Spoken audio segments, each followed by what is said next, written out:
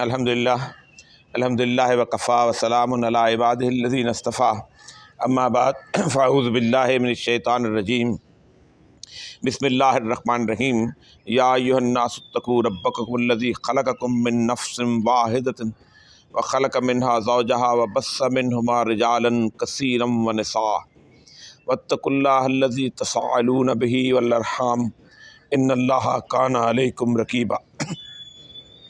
Rabbi इश्रह ली सदरी व यस्सिर ली अमरी वहलुल उक़दतम मिन लिसानी यफ़क़हू क़ौली। सदक़ल्लाहुल अज़ीम।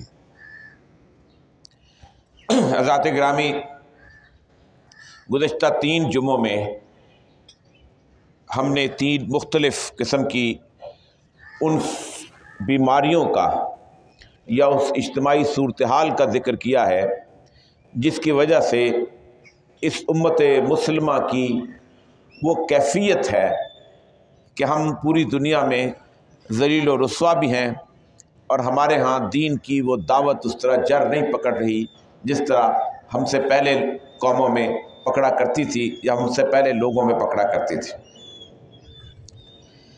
पहली बात, चूँकि मैं इसको एक तरतीब से चल रहा हूँ, तो पहली बात मैंने ये कहा था कि हमारी तरजीह अव्वल जो है वो अल्लाह तबारक व तआला की ज़ात नहीं है। हम उन लोगों में से हैं कि जिनके बारे में सूरह कहफ में कहा कि अल्लज़ीना ज़ल्ला सायुहुम फ़िल हयातिद दुनिया व हुम यहसबूना अन्नहुम युहसिनूना सुन्ना। हमारी ज़िंदगी की सारी तगोदौ दुनिया के गिर्द घूमती रहती है और हम सोचते रहते हैं कि हमने अपनी मंजिल मकसूद क्या बनानी है। 4 फैक्ट्रियाँ लगानी है, औलादों को पढ़ाना है, उनकी शादियाँ करनी है, उनकी ज़िंदगियाँ बेहतर बनानी है, अपने कैरियर में आगे से आगे बढ़ना है, इस जगह से निकल के कॉर्पोरेट कल्चर से दूसरे में चला जाना है, सिविल सर्विस में आए तो चीफ सेक्रेटरी लग जाना है। ये हमारी तगोदौ है। तो उसमें हमने सूरह काफ में अल्लाह कहता है कि लोग अपनी तगोदौ का महवर दुनिया बना देते हैं तो क़यामत के दिन हम उनका वज़न भी नहीं करेंगे, हम उनके लिए मीज़ान नहीं लगाएंगे, हम उनको बराह रास्त बग़ैर हिसाब किताब के जहन्नम में भेज देंगे। दूसरी चीज़ जो मैंने अर्ज़ की थी वो ये थी कि हमारी दुनिया में तबाही, बर्बादी और ज़िल्लत की एक वजह अल्लाह ने कुरान पाक में फरमाई कि अफ़तुमिनून बिबाज़िल किताब व तकफ़ुरून बिबाज़, कि कुरान के एक हिस्से को मानते हैं, अल्लाह के अहकामात के एक हिस्से को मानते हैं, दूसरे को नहीं मानते। हम रोज़ा रखेंगे, हज करेंगे, ज़कात देंगे, लेकिन यार बच्चों को पर्दा वर्दा कराना ये कोई अच्छी चीज़ नहीं लगती, बीवी को पर्दा कराना ये तकियानूसी सी बात लगती है।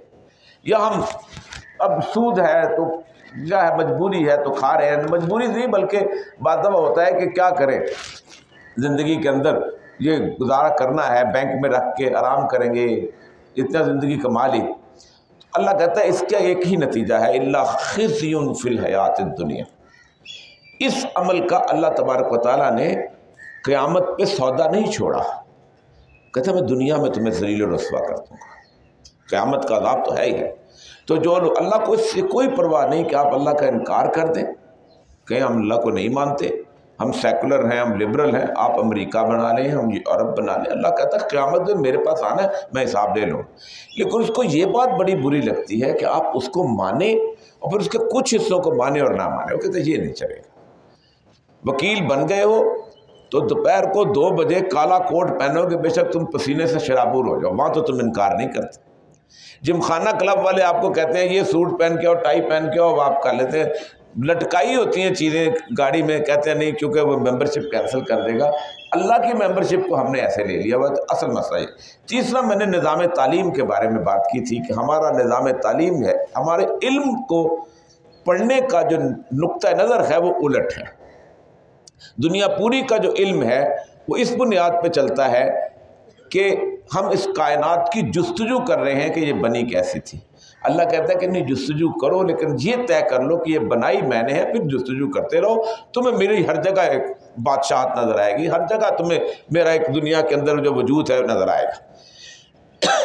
आज जिस मौजू के बारे में हम गुफ्तगू करना चाहते हैं वो बुनियादी तौर पर इंसानी तहजीब का भी बुनियादी मौजू है और अल्लाह तबारक व तआला ने जो इस कायनात का निज़ाम बनाया है उसका भी बुनियादी मौजू। और दुनिया पूरी की, न सिर्फ मुसलमान बल्कि पूरी दुनिया जिसके अंदर 7 अरब लोग हैं, उसकी भी बुनियादी तबाही जो है इस अदारे की तबाही से आई है, और वह है ख़ानदान का अदारा। अल्लाह ताला तरतीब बताते हैं। अल्लाह कहते हैं या अय्युहन्नास तक़ू रब्बकुमुल्लज़ी ख़लक़कुम मिन नफ़्सिन वाहिदा।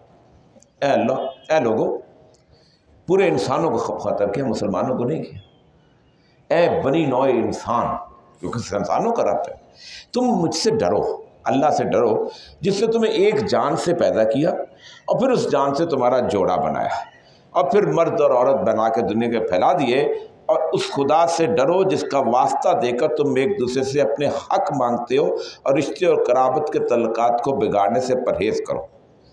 यानी अल्लाह ने इस 2 बंदों को, क्योंकि पूरी अल्लाह ने कायनात को खलक़ल अज़वाज कुल्लहा मिम्मा तुंबितुल अर्ज़ वमिम्मा ला यअलमून, अल्लाह ने पूरी कायनात को जोड़ों के अंदर तकसीम किया है और उस जोड़े के हिसाब से इस कायनात के निज़ाम को आगे चलाया है। तो तुम जो हक मांगते हो, रिश्ता मांगते हो, तो अल्लाह आगे फरमाते हैं इन्नल्लाह काना अलैकुम रकीबा।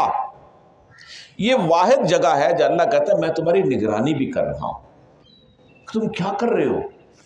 तुमने मेरा नाम लेके मौलवी साहब को बिठाया, उन्होंने एक बच्ची के साथ तुम्हारी शादी की और फिर उसके बाद तुम जो है आगे तुमने रिश्ता अज़वाज जो है उसके साथ वाबस्ता कर लिया। अब एक और कुलिया है, उसके हिसाब से मैं एक हदीस आपके सामने रसूलुल्लाह सल्लल्लाहु अलैहि वसल्लम की रखना चाहता हूँ ताकि आपको पता चल जाए कि आपकी जिम्मेदारी क्या है, न सिर्फ मर्द की बल्कि औरत की भी।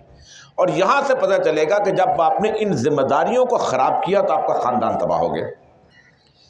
हज़रत अब्दुल्लाह बिन उमर की हदीस है, अन अब्दुल्लाह इब्न उमर रज़ियल्लाहु ताला अन्हुमा अन रसूलुल्लाह सल्लल्लाहु अलैहि वसल्लम क़ाल, रसूलुल्लाह सल्लल्लाहु अलैहि वसल्लम ने फरमाया कुल्लुकुम रायुन व कुल्लुकुम मसऊलुन अन रइयतिही।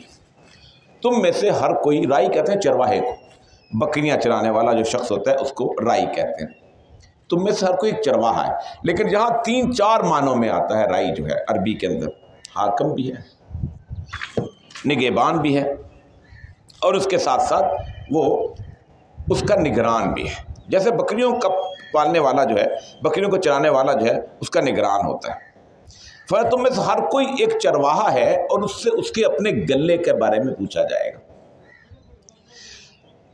वल इमामुल्लज़ी अलन्नास राय, जो बादशाह है, जो इमाम है, जो निगरान है, जो सरबराह है, वो उसको मतहतों के बारे में पूछा जाएगा, जो इमरान खान से यकीनन कल क़यामत के दिन पूछा जाएगा, नवाज शरीफ से कल क़यामत के दिन पूछा जाएगा। क्योंकि अल्लाह ताला कहता है तो तुल मुल्क मन तशा व तंज़िउल मुल्क मिम्मन तशा, जिसको चाहता हूँ बादशाह देता हूँ, जिसको चाहता हूँ छीन लेता हूँ। तो ये नहीं हो सकता कि अगर वो यहाँ पर होकर गुजर गए तो क़यामत के दिन उनसे नहीं पूछाएगा, पूरी की पूरी रियाया से पूछा के बारे में पूछा जाएगा। वो हज़रत उमर ने इसीलिए कहा था कि फ़ुरात के किनारे अगर कोई कुत्ता भूखा मर गया तो उमर उसका जिम्मेदार। लेकिन आगे क्या है, वरजुलुन राइन अला अहले बैती, और मर्द अल्लाह ने अलहदा कर दिया। रसूल अकरम ने बताया मर्द जो है वो अपने घर वालों का निगरान है और उससे उसके घर वालों के बारे में पूछा। अहले बैत में पूरे का पूरा घराना आ जाता है। फिर अलहदा कर दिया वह मेरा तो रायतुन अला अहले बैत ज़ौजहा, और औरत जो है वो निगरान है अपने खावंद की, अहले बैत की, वह वलद है और उसकी औलाद की। औलाद मर्द के ज़िम्मे नहीं डाली अल्लाह ने, औलाद किसके ज़िम्मे डाली? औरत। वह मसऊलतुन अन्हुम, और उसकी वो जो है उसके बारे में उससे सवाल किया जाएगा। यानी मर्द का जो तसव्वुर है ख़ानदान के अंदर इस्लाम में, क्योंकि आप पढ़े लिखे लोग हैं और मॉडर्न डे के लोग हैं, वो एक किसी अदारे के अंदर चीफ एग्जीक्यूटिव ऑफिसर का है, जिसके पास पॉलिसी मेकिंग है, जिसके पास उस घर की सिक्योरिटी है, जिसके पास घर की इज्जत की निगरानी है और घर की माशी ज़रूरियात को पूरा करना है। ये है चीफ एग्जीक्यूटिव ऑफिसर की जिम्मेदारी। आज भी यही होती है, लेकिन आपको पता है कि उसके नीचे आप सब ने एक और पोस्ट क्रिएट की होती है जिसको कहते हैं चीफ ऑपरेटिंग ऑफिसर, जो उस पॉलिसीज़ के मुताबिक, उन गाइडलाइंस के मुताबिक आगे वो पूरे के पूरे इंतज़ाम को चलाता है। अल्लाह ने वो चीफ ऑपरेटिंग ऑफिसर की जिम्मेदारी जो है वो औरत को दे दी। अब मुझे ये बताइए कि दुनिया में जहाँ भी इंस्टीट्यूशन बनते हैं वहाँ पर जो इंस्टीट्यूशन बनाते वक्त आप कहते हैं एक हेड होगा उसका। आप ये लाइब्रेरी है, एक चीफ लाइब्रेरियन होता है, ये सूबा है उसका एक चीफ मिनिस्टर होता है, एक फैक्ट्री है उसका एक एमडी होता है। कोई और जगह कभी दुनिया में देखा है कि एक फैक्ट्री के अंदर आप ये कहें कि नहीं ये चीफ ऑपरेटिंग अफसर और चीफ एग्जीक्यूटिव अफसर दोनों जो हैं ये गाड़ी के दो पहिए हैं और ये बराबर मिलके चलेंगे। लेकिन चूंकि तबाह करना था इस सिस्टम को, तो इसलिए यहाँ पर सबसे पहले उसको एक ऐसी बराबरी की सतह पर लेके आया गया ताकि इस पूरे सिस्टम को तबाह बर्बाद किया जाए। अब आपने डॉक्टर बनाना है तो उस डॉक्टर के लिए एक एजुकेशन इंस्टीट्यूशन बनाएंगे जिसे मेडिकल कॉलेज कहते हैं, ताकि वो डॉक्टर बने, हेड बने, चीफ एग्जीक्यूटिव अफसर बने या चीफ ऑपरेटिंग अफसर बने। इंजीनियर बनाना है, इंजीनियर यूनिवर्सिटी खोलेंगे, मेडिकल कॉलेज खोलेंगे डॉक्टर के लिए। एमबीए करना है, एमबीए की एक बहुत बड़ी लम्स टाइप चीज ऑर्गेनाइजेशन बनाएंगे ताकि उनको मुकम्मल तौर से शुरू से लेकर तालीम जो है आखिर तक लेके जाए। इसीलिए रसूलुल्लाह सल्लल्लाहु अलैहि वसल्लम ने हदीस जब बयान किया इल्म के बारे में तो आपने फरमाया कि तलबुल इल्म फरीज़तन अला कुल्लि मुस्लिमिन व मुस्लिमा, यहाँ औरत को और मर्द को दोनों को अलहदा कर दिया, क्योंकि बुनियादी तौर पर औरत की जो पूरी की पूरी जॉब डिस्क्रिप्शन है उससे आइंदा जो ज़िंदगी में करना है वो बिल्कुल मुख्तलिफ है मर्द से। मर्द औलाद का जिम्मेदार नहीं है, उसकी तरबियत का जिम्मेदार नहीं है, औरत उसकी जिम्मेदार। अब एक औरत जो है जिसको आप चीफ ऑपरेटिंग अफसर बनाते हैं, मर्द ने तो इकोनॉमिक्स आना, उसको कारोबार आना चाहिए, पॉलिसी मेकिंग की सूरत हाल के अंदर आना है, उसको पता होना चाहिए दुनिया के अंदर ख़ानदान कैसे इज्जत करते हैं, सिक्योरिटी के अंदर आना है, उसको पता होना चाहिए मैंने घर कैसे अच्छा रखना है, बेहतर कैसे करना है, मैं दुनिया के अंदर मैं इस घर की हिफाजत कैसे करता हूँ, मैंने मईशत को ठीक करना है, मुझे कमाना आना चाहिए। औरत को क्या कुछ आना चाहिए। मैं सिर्फ चंद मज़ामीन जो उसको ज़रूरत है पढ़ने की वो अगर ना पढ़े तो अपने घर को ठीक नहीं चला सकती। नंबर एक, उसको मैरिज स्ट्रेस एंड स्ट्रेन, शादी के बाद जो एक शख्सियत के ऊपर दबाव पड़ता है उसका इल्म आना चाहिए। पूरी दुनिया भर की जो साइकोलॉजी है वो इसी इल्म पर बुनियाद रखती है। आज दुनिया में गाइडेंस एंड काउंसलिंग के बड़े बड़े अदारे खुले हुए हैं जो बताते हैं कि तुम एक जगह जा रही हो, ये नया घर है, ये नया पार्टनर है, जहाँ बच्चे होंगे, जहाँ औलाद होगी, औलाद की ये स्ट्रेसेस हैं, औलाद की ये दबाव आएंगे, ये मसाइल आएंगे, बाकायदा उसको गाइडेंस एंड काउंसलिंग देते हैं। नंबर दो, अब उसकी शादी हो गई, शादी के बाद उसने बच्चे को, पहले तो बात यह है कि उसने बच्चे को 9 महीने तक अपने पेट में रखना है, इसको pre natal, post natal, antenatal care का काम कहते हैं। इसका बेसिक इल्म उसके पास होना चाहिए। अब तो साइंस इस हद तक आ गई है कि बच्चा माँ के पेट के अंदर अपनी मादरी जुबान सीख के आता है, हम सिर्फ उससे दोहराते हैं। अगर बाप सिगरेट पी रहा है तो उसका असर बच्चे पे पड़ेगा, माँ सिगरेट पी रही है तो उसका असर पड़ेगा, बाप और माँ दोनों गालियाँ दे रहे हैं तो बच्चा उस तरह के हिसाब से सीखा, उनके टेंशन है तो उसके टेंशन की सूरत पैदा होगी।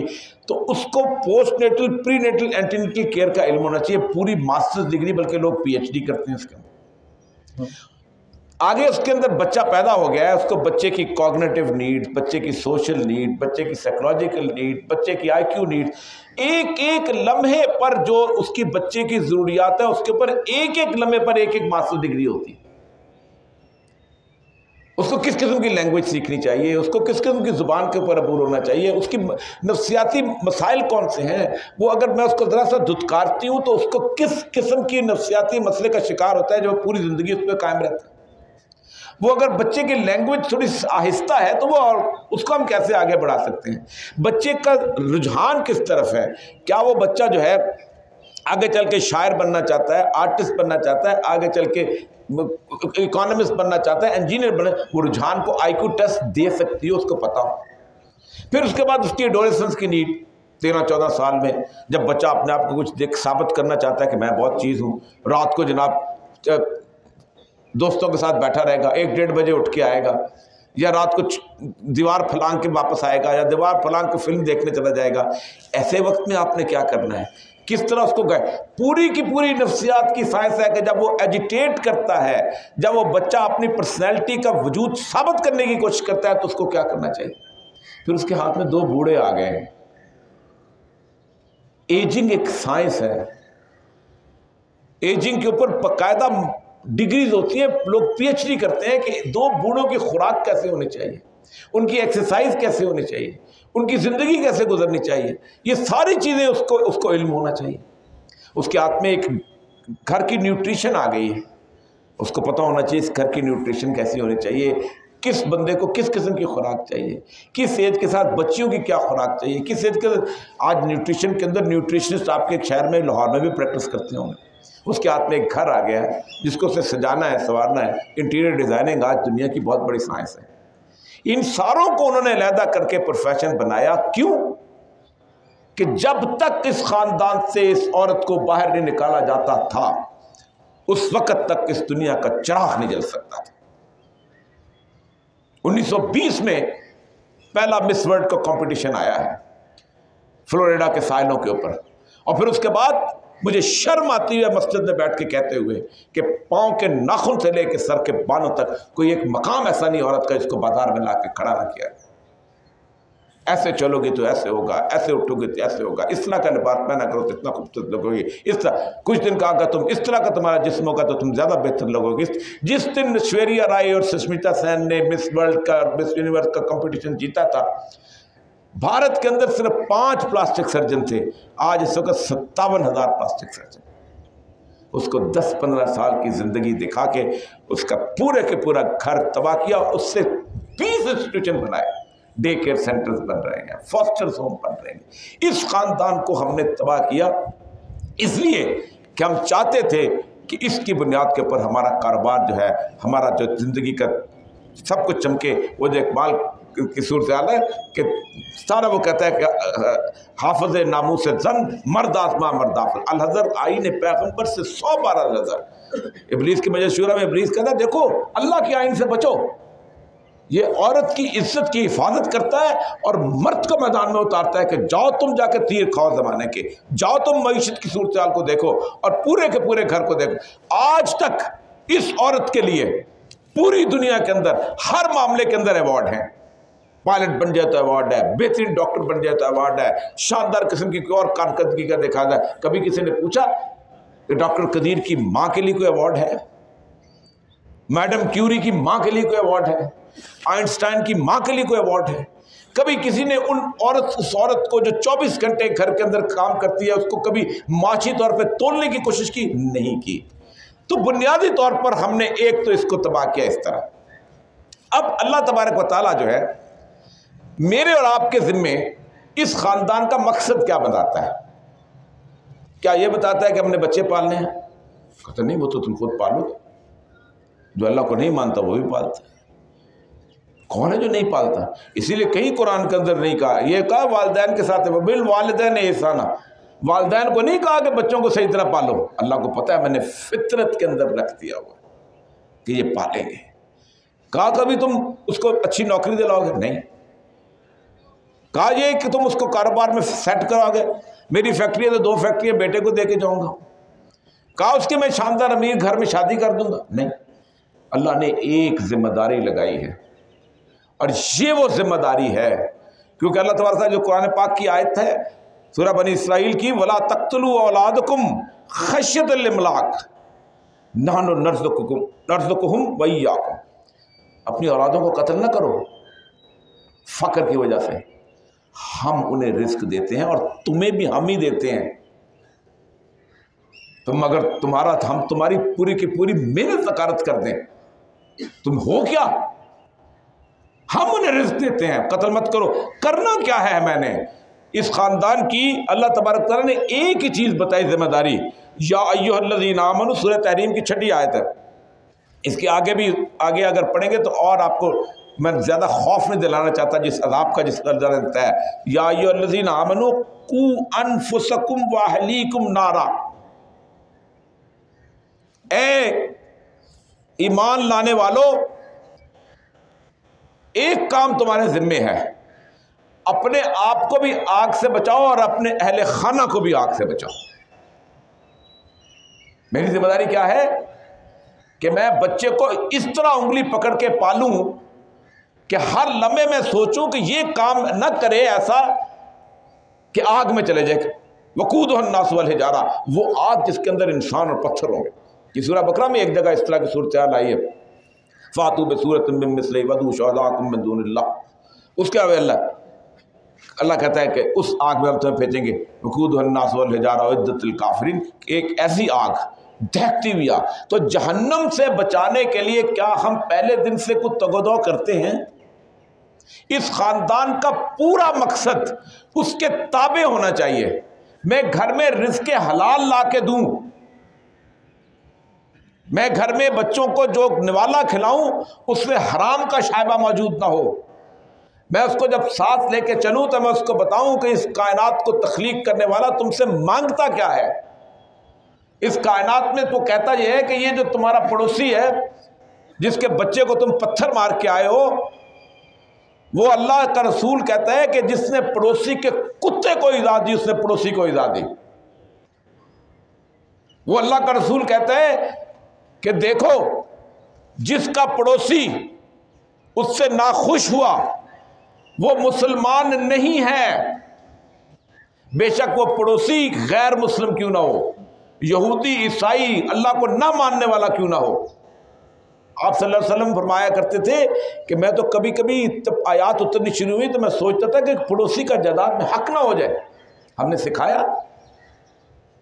फिर आगे कंपेटिटिवनेस, लोग MBA के लोग बैठे हुए हैं, पूरी दुनिया जो है वो मुसाबकत पे चलती है, कंपटीशन। ये मार्केट, इतना बड़ा प्लाजा, 10 का प्लाजा, मेरा 20 मंजिलों का प्लाजा। फिर अल्लाह कहता है नहीं, ऐसा कारोबार तो ठीक नहीं है। मेरा कारोबार तो कॉर्पोरेशन के लिए, जिसकी रात की आमदन हो जाए सुबह के लिए अपनी दुकान बंद कर दे और दूसरों को कमाने दे। ये नहीं हो कि एक मछली वाले की जब तक 2 टन मछली नहीं बिकेगी वो दुकान बंद नहीं करेगा। बाकायदा पाबंद। क्या किसी ने कहा उसका जवाब क्या देगा? क्या किसी ने सोचा?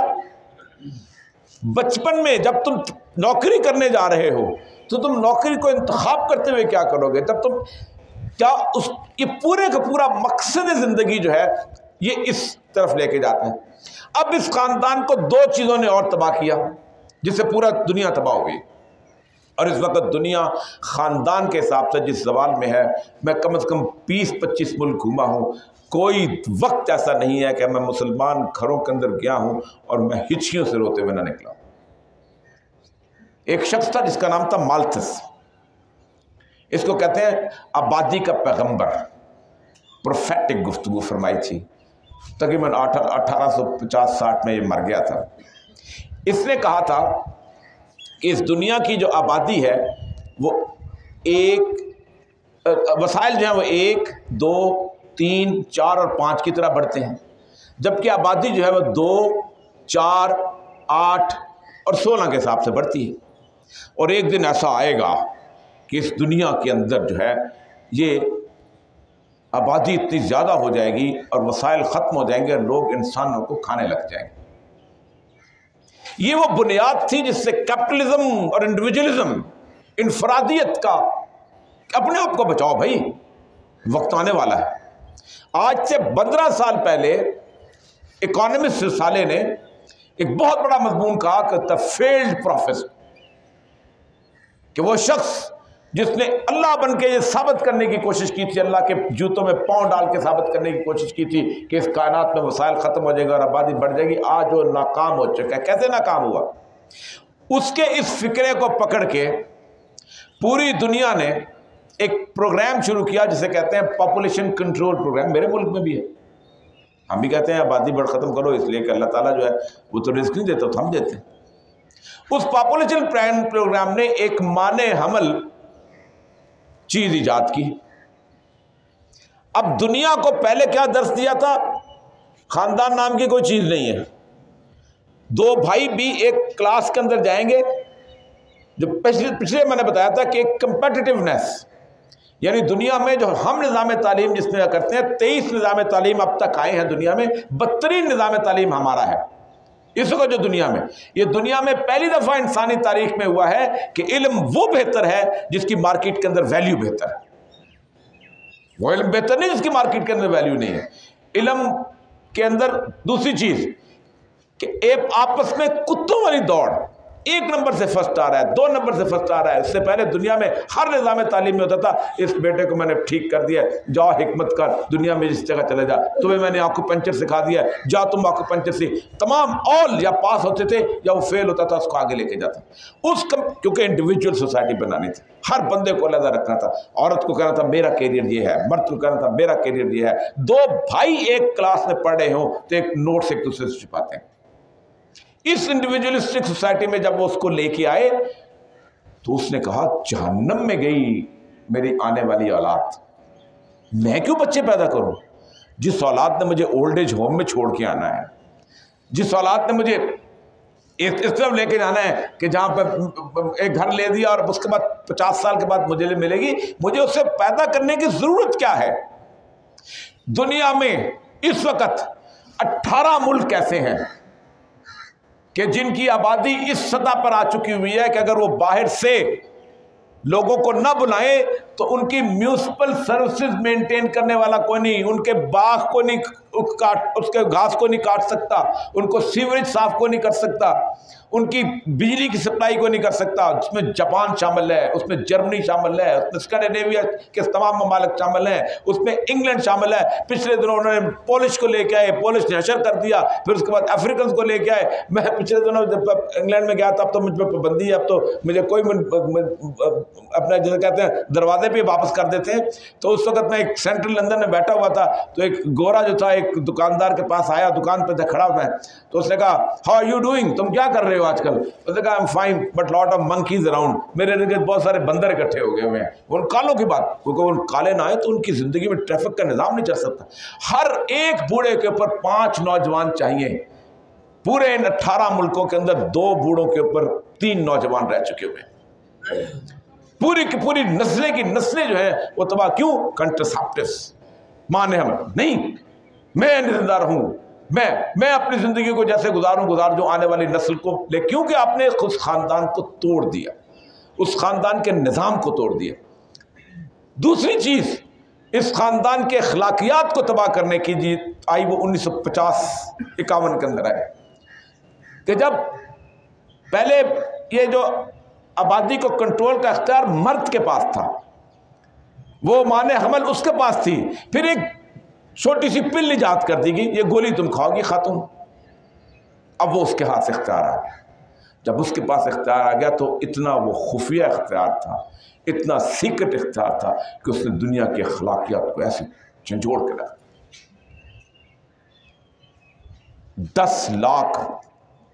10 लाख और बच्चियां, टीन एज बच्चियां, 19 साल से कम बच्चियां अमेरिका में मां बनती हैं और जिनके बच्चों के वल्दियत के खाने में किसी वालिद का नाम नहीं होता। और अमेरिका यूरोप की निस्बत ज़्यादा बेहतर मुहज़्ज़ब है। मैं सिर्फ अमेरिका की फिक्र दे रहा हूँ। कहा 19 साल तक तुम शादी नहीं करोगे, कानून बना हुआ है 18 साल तक शादी नहीं करोगे। 19 जहन्नम में गई तुम्हारी शादी, हमें ज़रूरत क्या है चर्च में जाके शादी करने की? लिविंग टुगेदर, पूरा ख़ानदानी निज़ाम तोड़ा, क्योंकि ख़ानदानी निज़ाम अगर ना तोड़ा जाता तो औरत मैदान के अंदर ना आती, औरत आगे ना बढ़ती, औरत बाहर ना निकलती। डॉक्टर होती है, इंजीनियर होती है, घर के अंदर गाड़ी को देख सकती है, लेकिन बच्चे को देखना नहीं इसको आता। हमने कोई एक मजमून ऐसा इजाद नहीं किया, एक मजमून ऐसा नहीं आ कि जो बताए कि इस औरत ने जो चीफ ऑपरेटिंग ऑफिसर है बनना है, उसके लिए क्या तालीम है, उसने उसको क्या सिखाना है। एक ऐसा इल्म नहीं है कि जो या अय्युहल्लज़ीना आमनू कू अनफुसकुम व अहलीकुम नारा, कि जो इस बात की तरबियत दे मर्द को भी। और आपसे पूछा जाएगा, आप उसकी वक्त पे शादी नहीं करते हो, वो गुनाह करता है, रसूलुल्लाह आपसे पूछा जाएगा कि क्यों? मैं पहले ये कर लूँ, मैंने ये कर लूँ। वो कहते ठीक है, मेरी बुनियादी ज़रूरियात ये शख्स पूरी नहीं करता तो ठीक है, इसने मुझे खुला छोड़ दिया हुआ है। और आज सूरत हाल ये है, आज जिस एजुकेशन सिस्टम में बाकी जगहों पे हम घूमते हैं, मैं यूनिवर्सिटी में पढ़ाता रहा हूँ, मैंने 5 साल पढ़ाया है। मेरे ज़माने के अंदर ये हालत नहीं थी, जो अगरचे के बेहतरी भी है, मैं मायूस नहीं होता हूँ कभी भी। बेहतरी इसलिए है कि जब मैं यूनिवर्सिटी में पढ़ता था तो पूरी पंजाब यूनिवर्सिटी में सिर्फ एक औरत होती थी जो हिजाब करती थी। आज आपको 35-36% के करीब औरतें जो हैं वो बच्चियाँ हिजाब करती हुई नज़र आएंगी। आज से 5 साल पहले उन्होंने सर्वे करवाया कि कितनी बच्चियाँ हिजाब करती हैं। जब पता चला कि 37%, तो हिजाब का शैम्पू मार्केट में आ गया। पेट का कुत्ता है ये कॉर्पोरेट कल्चर, जो मांगोगे आपको देगा। Consumer is the king. आप कहेंगे कि इस तरह का प्रोग्राम दो तो देगा, आप इस तरह का देखना चाहेंगे तो नहीं देगा। कभी किसी शख्स ने कहा खड़े होकर, 20 साल गुजरे हैं इस मुल्क के अंदर, कि घर के अंदर हम बैठे हुए, मेरे ज़माने में, आपके ज़माने में कभी ऐसा हुआ था कि बाप मौजूद है, माँ मौजूद है, भाई मौजूद है, बहन मौजूद है, ये चारों लोग मौजूद हैं, और एक लड़की यहाँ पर बैठ के अपने उसके ऊपर मोबाइल के ऊपर एक गंदा लतीफ़ा शेयर भी करती है और गंदा लतीफ़ा रिसीव भी करती है। एक बेटा ऐसा कर रहा होता है। उस टीवी के अंदर जो प्रोग्राम चले हैं, मैंने 17 साल ड्रामा लिखा है, उसके अंदर छोड़ा इसलिए कि जो हालत इसकी सूरत हाल हुई थी, उस 17 साल के अंदर बहन का भाई के साथ हमने अफेयर चलवाए हैं, खाला की अपने भांजे के साथ अफेयर चलाए हैं, बहनोई के अपनी साली के साथ अफेयर चलाए। किसी ने उठ के कहा कि हमारा अखलाक बिगाड़ रहे हो। गैस चली जाए ना तो सड़क पे आ जाते हो, बिजली चली जाए ना तो वापडा का दफ्तर तोड़ देते हो, अखलाक चला जाए तो कुछ नहीं करते हो, अकदार चली जाए तो कुछ नहीं करते हो। कू अनफसकुम वाहलीकुम नारा, कोई जद्दोजहद की एक अर्तगल आया है, थप्पड़ मार दिया उसने सारे 20 साल के मौके पर। लोग ये देखना चाहते हैं भाई, चीखें निकाल दी उन्होंने। किसी ने सोचा कि क्या सूरत हाल है। मैं उन सारे घरानों में जाके, यूरोप के जो लोग वहां रहते हैं, ऐसे नहीं कहा रसूलुल्लाह सल्लल्लाहु अलैहि वसल्लम ने, फरमाया अना बरीउम मिन कुल्ले मुस्लिमिन, मैं उस मुसलमान से बरी हूं, क़यामत के दिन उसका मेरे ऊपर कोई हक नहीं। युकीम बैन अज़हरिल मुशरिकीन, जो मुशरिकीन के अंदर जाके रिहाइश इख्तियार करता है। 1973 में ट्रांसकल्चर यूनिट ऑफ सेक्रेटरी बना था ब्रेडफोर्ड में, 71 में मेरा ख्याल है, 73 में तो हमने रिसर्च की थी उसके ऊपर। किस बात पे बना था? पागल जो वो लोग हो जाते हैं जो कि इंडिया पाकिस्तान से आए होते हैं। क्यों पागल होते हैं? बाप गया है मीरपुर से, बाप गया है किसी और जगह से, वहाँ जाके उसने टेक्सटाइल मिल में नौकरी शुरू कर दी, कोल माइन में नौकरी शुरू कर दी, गाड़ियों के अंदर उसने मॉप करना शुरू कर दिया। बच्चे जवान हुए, 15 साल की उम्र में बेटी को एक दिन बाहर जा रही थी, पूछा वेयर आर यू गोइंग? उसने कहा पापा I am going for a date. बाप का नर्वस ब्रेकडाउन हो गया। इसीलिए कहा मुशरिक की और तुम्हारी आग एक साथ नहीं होनी चाहिए, अलहदा होनी चाहिए। तुम उस माहौल से बचाओ अपनी औलाद को। 9% लोग हैं बर्मिंघम में रहते हैं, 38% जेल में है। जो बचता है वो बड़ी मुश्किल से बचता है, जो नहीं बचता, सबसे बड़ा कारोबार क्या है वहां पर? तावीज़, 100 पाउंड का तावीज़, 90 यूरो का तावीज़। तावीज़ औलाद की नाफरमानी का शर्तिया इलाज। गोरा 6 महीने के बाद छोड़ देता पीठ साहब को, फिर मिठाई चली जाती। कू अनफुसकुम वाहलीकुम, बुनियादी चीज अगर तो उसका अखलाक कामयाब है तो वो कम भी कमाता है तो वो कामयाब है, आप भी क़यामत दिन कामयाब। अगर वो बेहतर जिंदगी गुजारता है, अगर उसकी शर से दुनिया में लोग महफूज नहीं है, अल मुस्लिम मन सलम अल मुस्लिमून मिन लिसानिही व यदिही, मुसलमान वो है जिसके हाथ और जुबान से मुसलमान महफूज है। आपका बेटा 4 लोगों को गाली दे के आया, कहते शेर दा पुत्र है। अब मेरा रसूल कहता है गाली देना फिस्क है। अल्लाह क्या कहता है? वल्लाहु ला यहदिल कौमल फासिकीन, अल्लाह फासिकीन को हिदायत नहीं देता कभी। हम तो बच्चे को गाली देते तो तालियां बजा। तो बुनियादी हमारी तबाही की वजह यह है कि हमने ख़ानदान को उस तरीके से बनाया नहीं है, उस तरीके से आगे लेके गई नहीं है। हमारी तबाही नहीं, पूरी दुनिया की तबाही है। मैं आपके सामने अगर फिगर्स पेश करूं, जिस तरह यूरोप में वो बूढ़े रोते हैं 3 दिन के बाद अचानक मोहल्ले वाले बताते हैं वो माई मर गई है और उसको आके ले जाओ, उसकी लाश को ले जाओ, और वो क्या कहते हैं कॉफन सर्विसेज वाले ले जाते हैं। 96 में मैं अमेरिका गया था, जॉर्ज एले के कब्रिस्तान में जा रहा था। आखिरी बात करके ख़त्म करता हूँ। एक बुज़ुर्ग से थे साहब, अब साथ उनकी बहन थी। तो मैंने कहा कहाँ जा रहे हैं? उन्होंने कहा मैं अपने बाप की कब्र है उसको देख के जा रहे हैं। कहाँ पर है? तो जॉर्ज एले के कब्रिस्तान, वाशिंगटन, बहुत बड़ा कब्रिस्तान है जहाँ जॉन एफ कैनेडी और जैकलिन वगैरह भी दफन। तो डायरेक्टरी पड़ी होती थी, अभी कंप्यूटर नहीं आया था। उसने डायरेक्टरी में देखा, लोकेशन देखी और जाने लगी। तो मुझे कहते हैं अच्छा ओके आई एम गोइंग। मैंने कहा तुम वापस क्यों जा रहे हो? उन्होंने कहा हम तो सिर्फ एड्रेस देखने आए थे जहाँ अपने बाप की कब्र पर हर उसकी एनिवर्सरी पे फूल भिजवा सके। रोज़े हशर कुछ लोग होंगे जो इतने अच्छे अमाल नहीं होंगे, लेकिन देखेंगे कि उनके अमल इतने ज़्यादा, उनके खाते में इतनी नेकियां अल्लाह ने दर्ज करते हैं। वो सवाल करेंगे अल्लाह हम तो ऐसे नहीं थे, इतनी नेकियां कैसे आ गई? फरमाया तुम जो औलाद छोड़ के आए थे ना, वो रोज़ सुबह तुम्हारी मग़फ़िरत की दुआ किया करती थी। और औलाद के लिए भी याद रखो, जिस औलाद को नसीब न हो वालिदैन की खिदमत करना, दूर था, कुछ था, अल्लाह के रसूल सल्लल्लाहु अलैहि वसल्लम फरमाते हैं अगर वो अपने वालिदैन के दुनिया से चले जाने के बाद रोज़ उनकी मग़फ़िरत की दुआ करती है तो अल्लाह उनको फरमा बरदारों में लिख देता है। व आखिर दावाना अल्हम्दुलिल्लाहि रब्बिल आलमीन।